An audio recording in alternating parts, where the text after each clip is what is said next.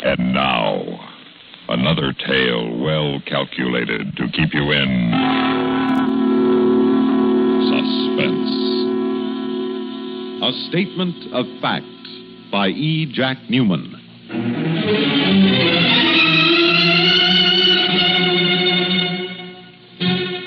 The most lurid of crimes is the crime of passion. No mere bank robbery or stock swindle can compete for newspaper space with a nice, juicy love nest murder. Our story concerns itself with a murder which criminologists would classify as a crime of passion. But in fact, it is just the opposite. A crime of no passion, a negative murder, committed because passion has fled and love was dead. A homicide without hope.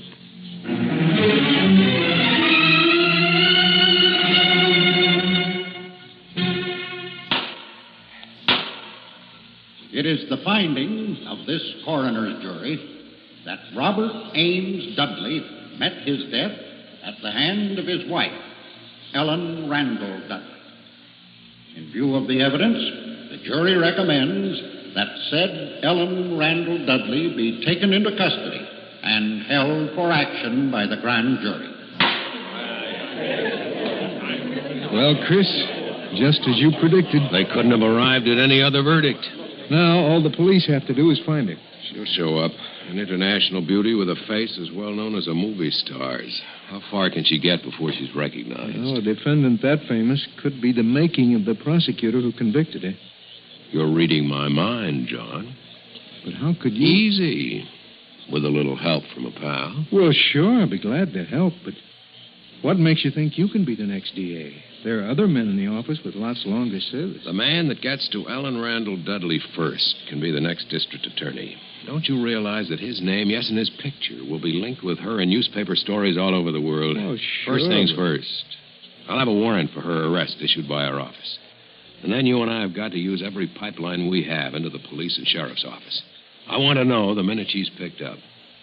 Chris, I've watched you pull off some pretty fast deals ever since we were in law school, but... Fast deals? You hurt my feelings, John. I'm merely doing my duty as a servant of the people.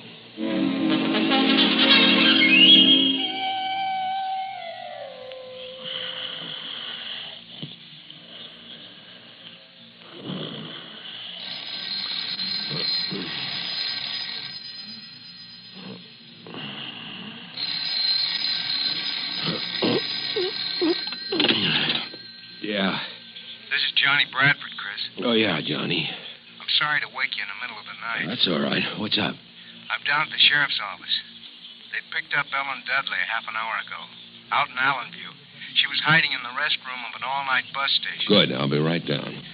The sheriff's holding her incommunicado, Chris. That's bad. You have to work fast on this one. Yes, I know. Listen, can you get to the sheriff? I can try. Get to him. And tell him the district attorney will hold him personally responsible for the conduct of his office and his officers in this situation. Remind them that the accused is the state's prisoner, not the county's. Yeah, Chris, but he can still hold her legally for 48 hours. I know. And he's coming up for re-election. I know. You just get the word to him. I'll be there in less than a half hour.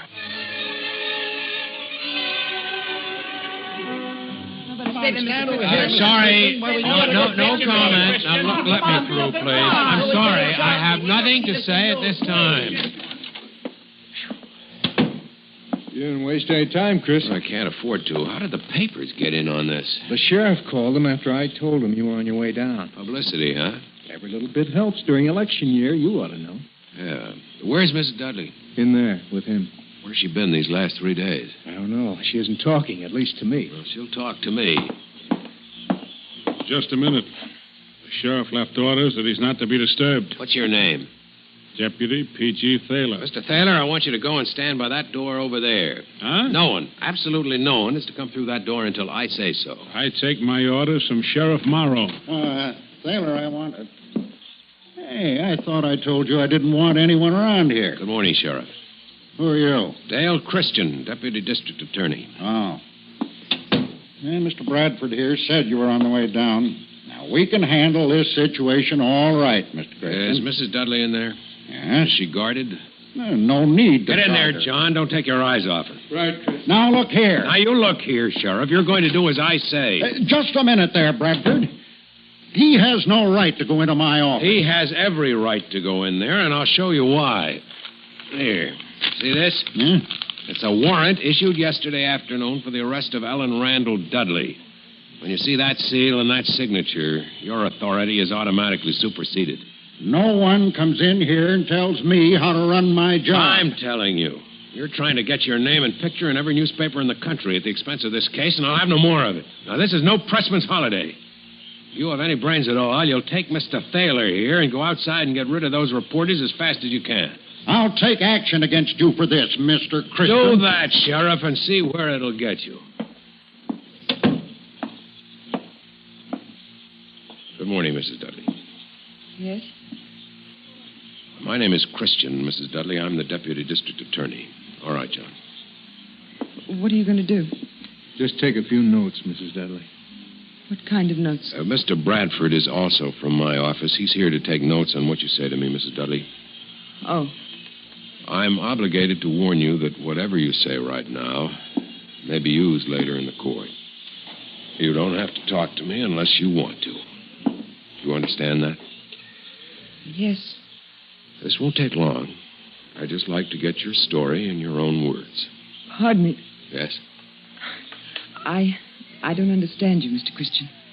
You just told me that anything I tell you may be used against me in court. Yes? Well, then, to be on the safe side, I shouldn't tell you anything. Mrs. Dudley, listen to me. Now, listen carefully. Yesterday afternoon, I attended a coroner's inquest inquiring into the death of your husband, Robert Ames Dudley. Yes?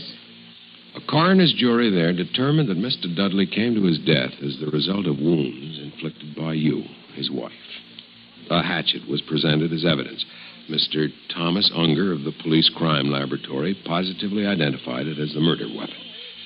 Sergeant Victor Manning also testified, and he explained that several fingerprints on the murder weapon belonged to you. Two witnesses, your maid, Ethel Lee Barth, and a neighbor, Mrs. Frank Thompson, gave testimony that further incriminates you.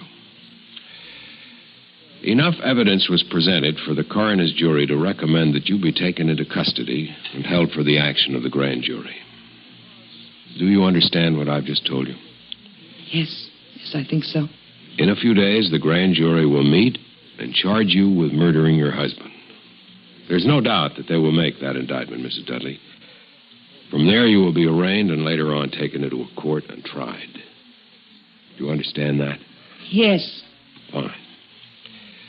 Now, a frank, honest statement on your part before all of these things take place can save a great deal of pain on both sides. Such a statement from you right now may determine the disposition and the proper plea to be entered on your behalf. What do you mean, Mr. Christian? Proper plea? You murdered your husband on the night of the 13th. The sooner you admit that, the better off you'll be. You make a full confession, you sign it, you enter a plea of guilty, and I promise you I'll do all I can for you with the court. Okay? Suppose I don't admit anything. Then you can expect no clemency. And that, of course, is entirely up to you, Mrs. Dudley. But I must tell you that the death house in the state penitentiary is full of people who didn't listen to reason while they still had a chance. This is your chance, Mrs. Dudley, right here and now. Well? I don't know what to do. If you don't take my advice, they'll hang you. I promise you, Mrs. Dudley, they'll hang you as certainly as you're sitting in that chair. Well? I don't know what to do. I don't know what to do. Suppose you begin at the beginning. The beginning? What was the beginning? I don't know. Well, let's say, where did you meet your husband? It seems to me I read someplace that it was in Europe. Yes, that's right. In the south of France. I had a villa on Cap Ferrat that summer. What summer would that be? 1952. Meet him through friends, did you? Yes. At a gala in Monte Carlo. We were married 3 weeks later at the Mairie in Grasse. Rather a short engagement, wasn't it? It seemed an eternity at the time. I was fed up with European gentlemen, I suppose. Bored with the kind of men who put all women into two categories. Possible wives or possible mistresses. Roger was only interested in me as a wife. And he was so refreshing. So healthy. So American. You remind me of him a little. You look about the same age. He was 36. I'm 34. But the marriage didn't work out the way you expected. I understand you and Mr. Dudley have been having trouble for some time. Oh, yes. For years. I soon found out that although he wanted me as a wife, he wanted every other woman as a mistress. And he drank? He drank. Last July, you had him arrested when he came home drunk and threatened you. Isn't that so? Yes. But he got out of that very easily. They didn't do a thing to him. Roger was awfully good at talking himself out of things. Oh, he had a law degree, too, you know. So I understand. Roger never went into practice. He didn't have to. That was his trouble. His father left him quite a bit of money, and he simply didn't have to do anything at all. Shall we get on with this, Mrs. Dudley? It's past 5 now. 5? I've been up all night long. This makes 4 nights in a row I've gone without sleep. As soon as we finish here, you can get some sleep. I don't feel one bit sleepy. When I first came here, I was dreadfully tired. I thought I could sleep for a week. But now I'm not the least bit tired or sleepy. Isn't that funny? Now, if you'll just start with the events of that night. What is today? Friday. I'd be playing bridge this afternoon. There's a dog show tomorrow evening I wanted to go to. I won't be able to go anywhere now. Do you feel sorry for me, Mr. Christian? I beg your pardon? Do you feel sorry for me? Makes no difference how I feel, Mrs. Dudley. You're an accused prisoner. My job is to get a statement of fact from you. That's why I'm here. Oh. I've explained this once. I'm your friend here. In a courtroom, I'll represent the prosecution, and I'll do everything I can to see to it that you hang. Unless you make a complete confession now. Is that perfectly clear to you, Mrs. Dudley? Yes. And if you have a record of always getting a conviction, that'll help you when you run for district attorney, won't it? Mrs. Dudley, my professional career has nothing to do with this. If I weren't here talking to you, someone else from my office would be here. It's a job that has to be done. But wouldn't it be better for you if you had more of an audience than Mr. Bradford over there? Wouldn't it be much better if you had me in a courtroom with reporters and photographers around? Mrs. Dudley, do you want to talk to me now? I don't mean to make you angry, Mr. Christian. But if all you've told me is true, you can hang me right now. I certainly can. Yet you're here to get my story. You must be uncertain about something. I told you I'm trying to help you, Mrs. Dudley. But I warn you, I'm not uncertain about anything where you're concerned. Make no mistake about that. I have a duty to the people of this state to learn the facts of this case and present them before the court. I intend to do that with or without your cooperation. Well? May I talk to you alone? You understand why Mr. Bradford is here? Yes. But I'd like to tell it to you alone. It can't possibly hurt anything to talk to you first, can it? All right, John. Wait outside. I'll send for you when I need you. Right, Chris. Thank you.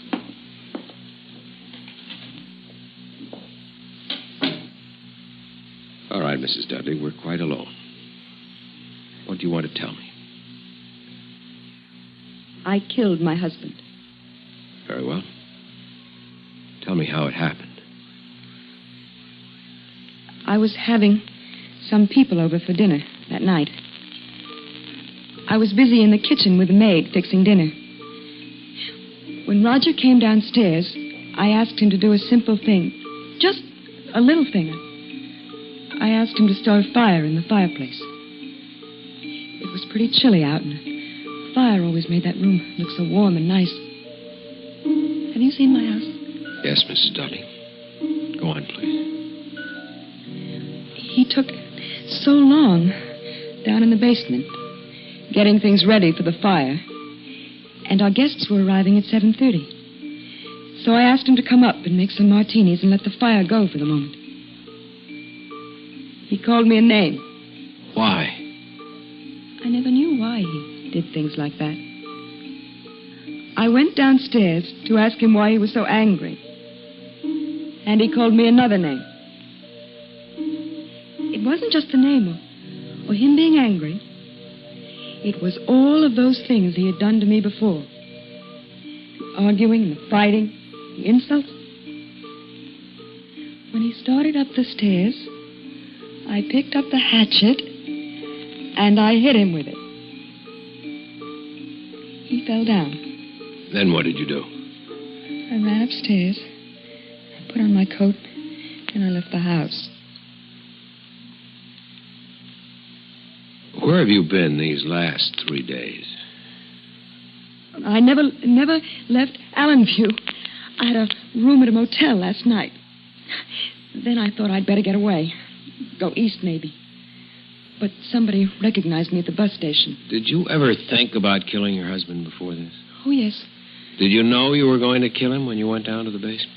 No. Why did you kill him? He took my life away from me, Mr. Christian. I don't understand. He took my life away from me. He stole my life. I don't understand that, Mrs. Dudley. When I went down the stairs that night and saw him standing there, I suddenly realized all he had taken from me. Everything that was young and fresh and wanting. And I despised him for it. So I killed him. But why did you have to kill him? You could have divorced him, left him. Don't you see what he had taken from me, Mr. Christian? There was nothing left for him to steal from me, or nothing left for me to give to another man. Are you married? No, I'm afraid I've been too busy.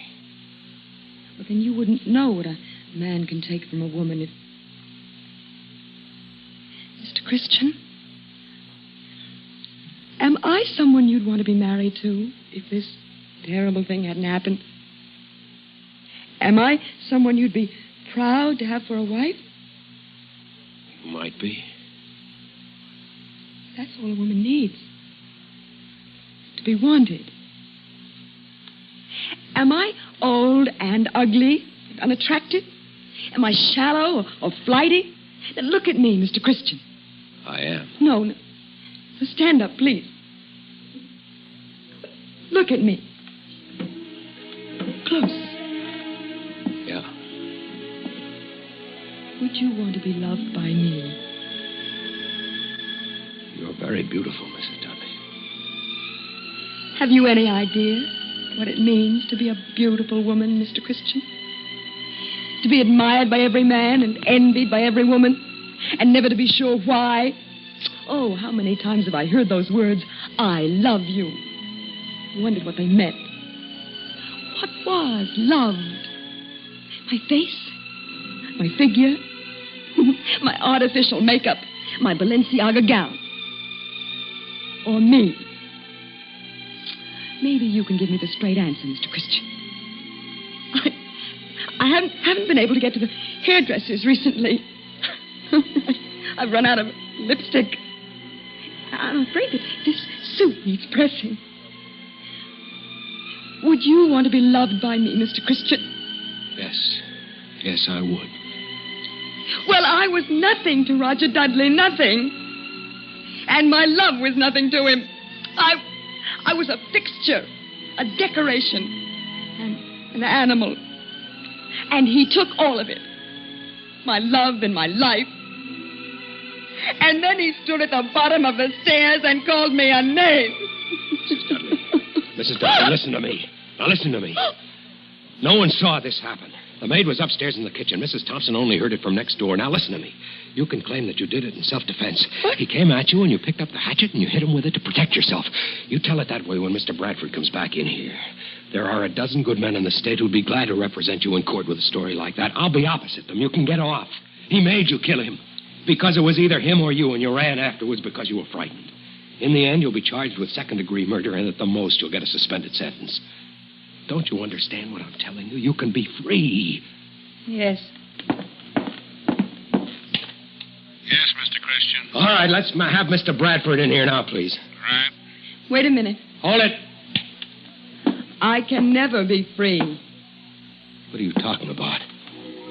You haven't understood a thing I've told you, have you, Mr. Christian? He took my life away from me a long time ago. Can't you see, Mr. Christian, I don't have any life to live now? Mrs. Dudley, you have everything to live for. Look, you're young and beautiful, and you want and need all the things that life can give you. Too late, Mr. No, Christian. it's not too late. You must listen to me. You're too valuable a person, too desirable, too beautiful to die. You must live. Why? For me, for us. You need to be loved, and you need me. God help me, I need you. I need you. I need you.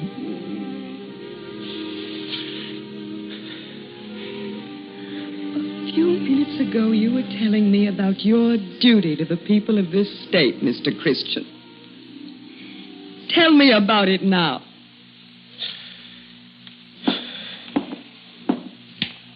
Yeah?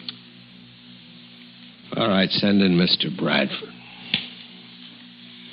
I wanted to talk to you alone like this to make sure I was right. You're no better than he was, Mr. Christian. You'd take a woman and do the same thing to her that he did to me. Until you kissed me just then, I wasn't a person to you. I was an animal. A trapped animal. And if I let you help me escape from this trap, I'd just be escaping into a smaller one. Or worse, with you. You're another Roger Dudley.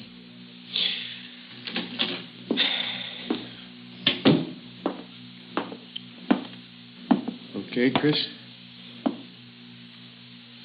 Chris? Are you ready to make your statement of fact, Mrs. Dudley? Yes. All right, John, take it down. From the beginning, Mrs. Dudley, just as it happened.